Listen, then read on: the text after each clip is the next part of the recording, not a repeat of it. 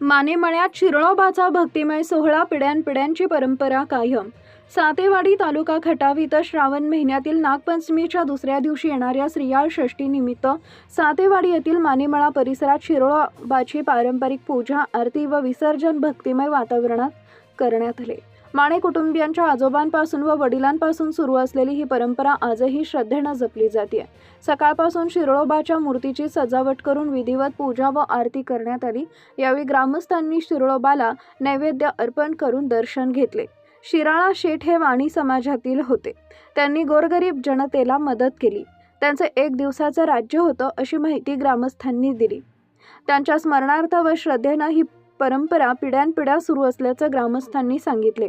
संध्याकाळी शिरळोबाची महाआरती करण्यात आली। त्यानंतर भक्तिमय वातावरणात शिरळोबाच्या मूर्तीचं विसर्जन करण्यात आले। यावेळी तात्याबा माने, धोंडीराव माने, बाळासाहेब माने, चंद्रकांत माने, प्रताप माने, सोपान कदम, पोपट माने, संपत माने, महेश माने, ज्योतिराम माने, संतोष माने, विनायक माने, दीपक माने, कल्पना माने, पद्मावती माने, हेमलता माने, अनिता माने, संगीता माने, वनिता माने, सीताबाई कदम, शैला गोडसे यांच्यासह ग्रामस्थांनी शिरळोबाचे दर्शन घेतले।